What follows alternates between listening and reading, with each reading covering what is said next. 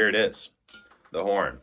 So I got this new horn, well, new to me, it's actually used, but it is a Shires Q series bass trombone, and I have been switching over from a Getzen bass trombone, and it's been an experience. I've had it for about a week so far, but it's been definitely challenging to make the adjustment to this new horn. I just wanted to share a few things that I found, some things that are great about this, some things I'm still figuring out, and stuff that I would like to say to somebody who's looking to buy one of these horns.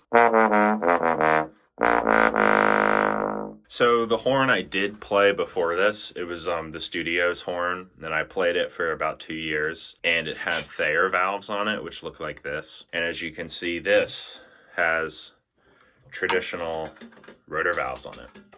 One really big challenge when I started to play it was the resistance on the notes where I use the triggers, especially in the lows, was completely different. And at first I was like, screw this sucks. I really was not having a good time. Specifically on my first brass band rehearsal on Friday, I was not figuring this out yet. But eventually I figured out, especially at the end of the weekend, because we had 3 rehearsals, I figured out how to change kind of air and embouchure to make the notes really, really speak in the low register. And it started to work out really, really well. So it may have been tough to start with, and I realized it was just more of an adjustment. It wasn't the fact that these valves are better or worse than the ones I had been playing, but they work great now. I'm still getting used to them, so I can't like definitively say that these are like fantastic, best in the world ever. They are starting to do the job that I need them to do.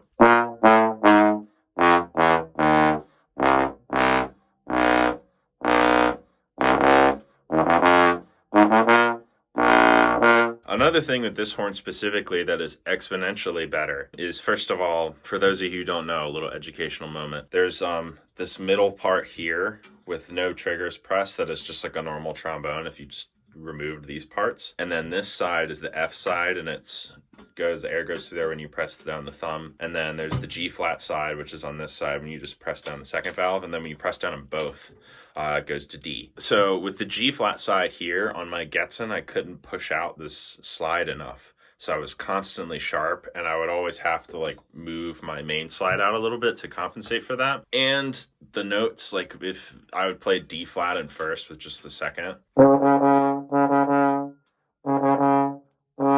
it was a really unreliable note, and it would crack a lot. So I wouldn't really do it unless it was super practical. But this horn, that note is really, really solid. It's really nice. I almost never crack it. Usually when I crack it, I credit it to me being bad. The slide does move out enough that I can actually play in tune, which is great.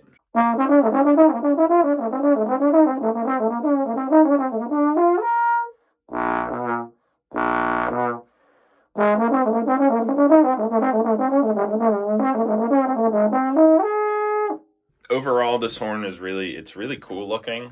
Like, I really like the colors on here. It is a little worn out because it's used, like some of the lacquer, but I mean, I don't really care. It's kind of cool. I do need to get this sorted out though. Quite noisy. So as you can hear, the high register in this is still pretty good. I really look for that in a bass trombone because I'll be playing in a group and then I may take a solo. And when I solo, I tend to get into the middle to higher range just because, I don't know, that's just what I naturally do.